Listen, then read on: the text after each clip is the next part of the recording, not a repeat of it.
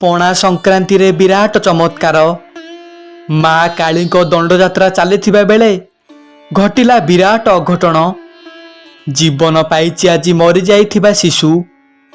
ସବୁ ଭକ୍ତ ଦେଖି ଆଶ୍ଚର୍ଯ୍ୟ। ଏମିତି ଅଦ୍ଭୁତ ଘଟଣା ଆଗରୁ କେବେ ଘଟିନଥିଲା। ଘଟଣାଟି ଆରମ୍ଭ କରିବା ପୂର୍ବରୁ ଯଦି ଆପଣମାନେ ମା କାଳୀଙ୍କୁ ଭକ୍ତି କରନ୍ତି ତାହେଲେ କମେଣ୍ଟ ବକ୍ସରେ ଜୟ ମା କାଳୀ ବୋଲି ଲେଖି ଦିଅନ୍ତୁ। ପୁରୀ ଜିଲ୍ଲା ହେମନ୍ତପୁରରେ ରଘୁ ବାରିକ ରହୁଥିଲେ।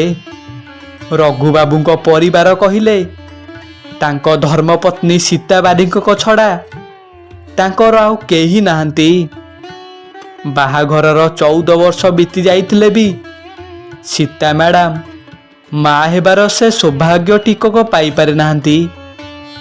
ଏଇଥିପାଇଁ ବାର ଲୋକ ତାଙ୍କୁ ଦେଖେଇ ସେଖେଇ ବହୁତ କଥା କହନ୍ତି।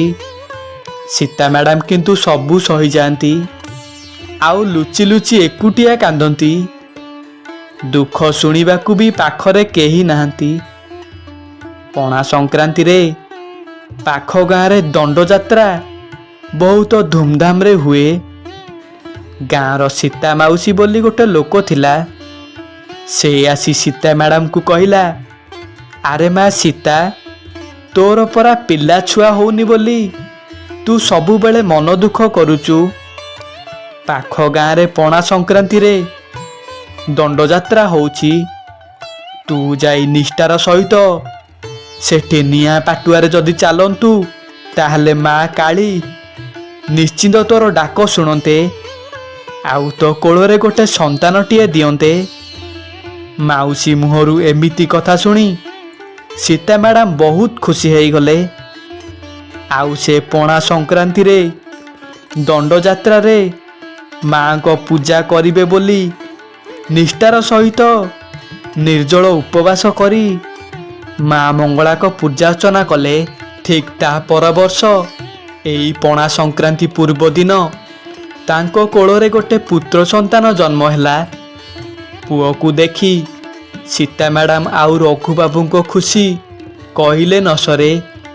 ସୀତା ମ୍ୟାଡାମ ମେଡିକାଲରେ ଥାଆନ୍ତି, କିନ୍ତୁ ତାଙ୍କର ଏହି ଖୁସି ମାତ୍ର କିଛି ସମୟ ବୋଲି ସେ କେବେ ବି ଭାବିନଥିଲେ। ଡାକ୍ତର ବାବୁ ପୁଅକୁ ଦେଖି କହିଲେ, ତମର ଗୋଟେ ମଲା ପୁଅ ଜନ୍ମ ହେଇଛି। ସେ ମା ପେଟରୁ ହିଁ ମରିଯାଇଛି। ଡାକ୍ତର ବାବୁଙ୍କ ମୁହଁରୁ ଏମିତି କଥା ଶୁଣି ରଘୁବାବୁଙ୍କ ପାଦ ତଳୁ ମାଟି ଖସି ପଡ଼ିଲା। ତାଙ୍କ ମୁଣ୍ଡ କିଛି କାମ କଲାନି। ସୀତା ମ୍ୟାଡାମ ଏକଥା ଶୁଣି କାନ୍ଦି କାନ୍ଦି ବେହୋସ ହୋଇଗଲେ। କ'ଣ କରିବେ? ଏତେ ବଡ଼ ଗୋଟେ ଅନର୍ଥ ଘଟିଯିବ ବୋଲି ସେମାନେ କେବେ ଭାବିନଥିଲେ। ମେଡିକାଲ ବି ପୁଅକୁ ଛାଡ଼ିଦେଲା। ବାପା ରଘୁଙ୍କର ସେତିକି ବେଳେ ମନେ ପଡ଼ିଗଲା, ଗାଁରେ ତ ମାଙ୍କ ଦଣ୍ଡଯାତ୍ରା ହଉଛି। ସେଇ ମାଙ୍କ ଆଶୀର୍ବାଦରୁ ତ ଆମେ ଆମ ପୁଅକୁ ପାଇଥିଲୁ। ଏମିତି କହି ସ୍ୱାମୀ ସ୍ତ୍ରୀ ଦୁହେଁ ପୁଅକୁ କାନ୍ଧରେ ପକାଇ ଧାଇଁଗଲେ ଗାଁରେ ହଉଥିବା ଦଣ୍ଡଯାତ୍ରା ପାଖକୁ। ସେଦିନ ଗାଁରେ ବହୁତ ଲୋକ ହେଇଥିଲେ। ସବୁ ଭକ୍ତମାନେ ନିଆଁ ପାଟୁଆରେ ଚାଲୁଥିଲେ।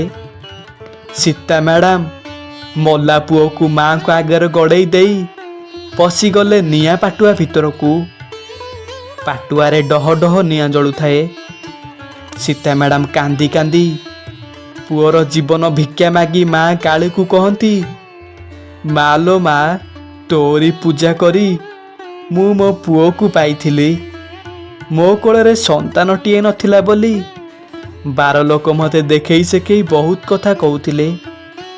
ତୋରି କରୁଣା ହେଲା ବୋଲି ମୁଁ ମୋ ପୁଅକୁ ପାଇଥିଲି। ଆଜି ତୋରି ପଣା ସଂକ୍ରାନ୍ତିରେ ମୋ ପୁଅକୁ ତୁ ମୋ ଠାରୁ ଛଡ଼େଇ ନେବାକୁ ବସିଛୁ ମା। ଆଜି ଯଦି ତୁ ମୋ ଛୁଆକୁ ମୋ କୋଳକୁ ଫେରେଇ ନ ଦେଇଛୁ ତାହେଲେ ମୁଁ ତୋର ଏଇ ନିଆଁ ପାଟୁଆରେ ପୋଡ଼ି ହେଇ ମୋର ଜୀବନକୁ ହାରିଦେବି। ସୀତା ମ୍ୟାଡାମଙ୍କ ଚାରିପଟେ ସବୁ ଭକ୍ତମାନେ ଆସି ଗଦା ହେଇଗଲେ। ସୀତା ମ୍ୟାଡାମ କାନ୍ଦି କାନ୍ଦି ଧୈର୍ଯ୍ୟହରା ହୋଇ ପାଟୁଆରେ ଚାଲୁଥାନ୍ତି।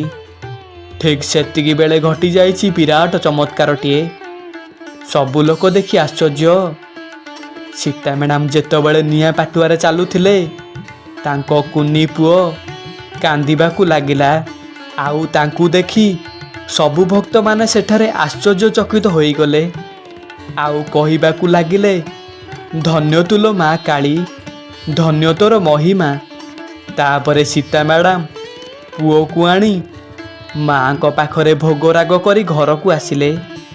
ସେବେଠୁ ପ୍ରତ୍ୟେକ ବର୍ଷ ପଣା ସଂକ୍ରାନ୍ତିରେ ସୀତା ମ୍ୟାଡ଼ାମ ନିଷ୍ଠାର ସହିତ ପାଟୁଆରେ ଚାଲନ୍ତି। ସୀତା ମ୍ୟାଡ଼ାମଙ୍କ ଜୀବନରେ ଘଟି ଯାଇଥିବା ସତ୍ୟ ଘଟଣାଟିଏ ଭଲ ଲାଗିଥିଲେ କମେଣ୍ଟ ବକ୍ସରେ ଜୟ ମା କାଳୀ ଲେଖିଦିଅନ୍ତୁ।